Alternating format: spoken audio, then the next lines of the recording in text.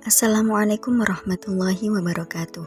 Kami dari kelompok 6 yang beranggotakan Fitriana Mufidah dan Happy Laila Suci akan mempresentasikan makalah kami yang berjudul Model Pengembangan Kurikulum. Yang pertama adalah model Tyler. Model Tyler menitikberatkan pada bagaimana merancang suatu kurikulum yang disesuaikan dengan tujuan dan misi suatu institusi lembaga pendidikan. Model Tyler ini kurikulum dikembangkan atas 4 komponen, yaitu rumusan tujuan, pengembangan materi sebagai konten, penggunaan strategi dan pelaksanaan evaluasi sebagai alat mengukur dan mengambil suatu keputusan tentang yang akan dinilai. Yang kedua adalah model Hilda Taba. Model pengembangan kurikulum Taba adalah model yang memodifikasi model dasar Tyler. Model Taba lebih menitikberatkan pada bagaimana mengembangkan kurikulum sebagai suatu proses perbaikan dan penyempurnaan kurikulum. Pada prinsipnya, terdapat 5 langkah pengembangan kurikulum menurut model Taba, yaitu menghasilkan unit-unit percobaan atau pilot unit melalui langkah-langkah. Yang pertama, mendiagnosis kebutuhan. Yang kedua, memformulasikan tujuan.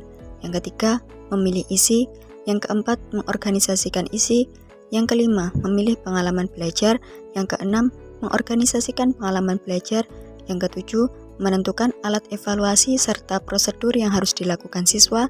Yang kedelapan, menguji keseimbangan kurikulum.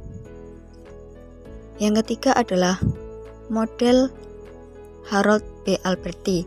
Alberti mengemukakan langkah-langkah berikut dalam pengembangan suatu unit sumber atau resource unit. Yang pertama adalah falsafah dan tujuan. Yang kedua, scope. Yang ketiga, membentuk kegiatan-kegiatan belajar yang kreatif, konstruktif, dan dapat dilakukan oleh peserta didik. Yang keempat, menyediakan bahan referensi serta alat-alat belajar yang luas serta beraneka ragam. Yang kelima, evaluasi. Dan yang terakhir, yang keenam adalah saran-saran tentang cara menggunakan unit sumber. Selanjutnya yaitu model David Warwick. Warwick mengemukakan sesuatu model pengembangan kurikulum dengan melalui fase-fase berikut ini. Fase yang pertama yaitu menyusun suatu kurikulum ideal secara umum tentang apa yang ingin dicapai oleh lembaga. Yang kedua, mempertimbangkan segala sumber yang tersedia yang dapat mendukung berhasilnya program-program tersebut, baik pada tingkat lokal maupun internasional.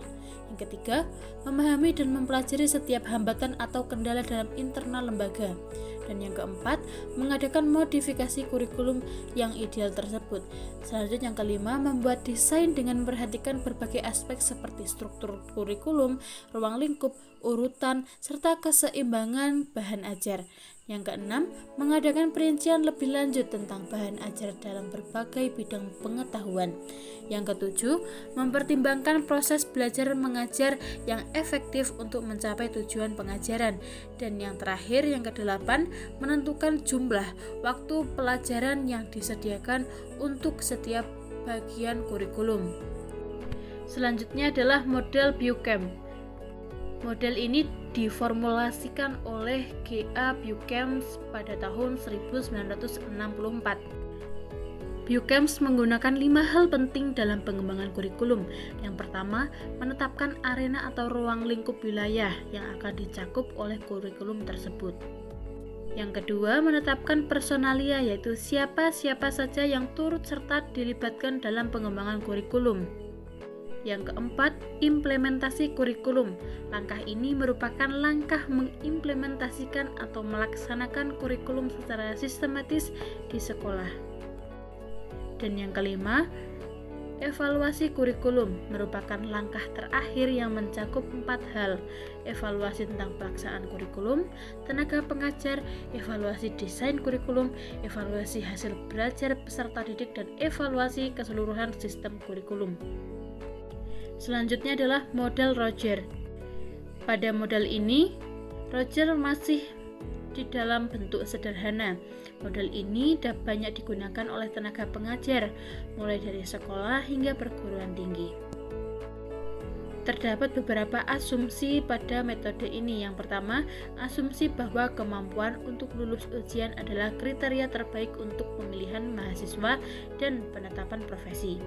Yang kedua, evaluasi adalah pendidikan dan pendidikan adalah evaluasi.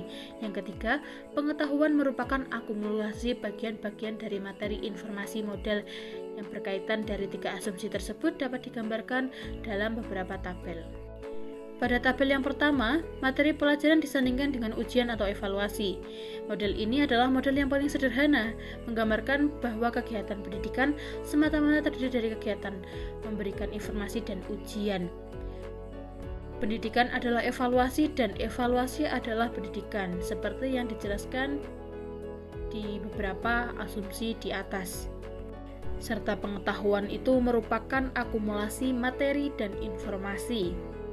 Pada model yang kedua dilakukan dengan penyempurnaan dari model yang pertama dengan menambahkan metode dan organisasi bahan pelajaran.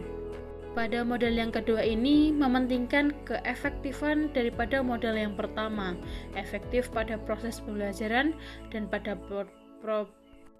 model kedua ini juga memperhatikan luas dalamnya suatu bahan pelajaran. Model yang ketiga terus masih melakukan perbaikan lebih lanjut dari model yang kedua. Dalam hal ini, teknologi didefinisikan sebagai alat mengajar yang meliputi perangkat lunak dan perangkat keras.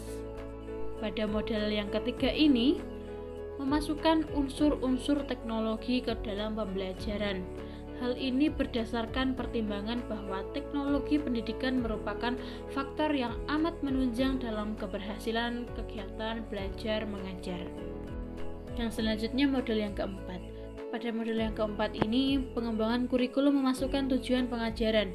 Tujuan pengajaran menduduki peran sentral dalam setiap model pengembangan kurikulum. Dengan begitu, pada metode ini mengangkat semua komponen yaitu metode, organisasi bahan, teknologi pengajaran, isi pelajaran, dan penilaian. Demikian yang dapat kami sampaikan. Apabila terdapat kekurangannya, kami mohon maaf yang setulus-tulusnya. Wabillahi taufiq wal hidayah wal ridha wa inayah.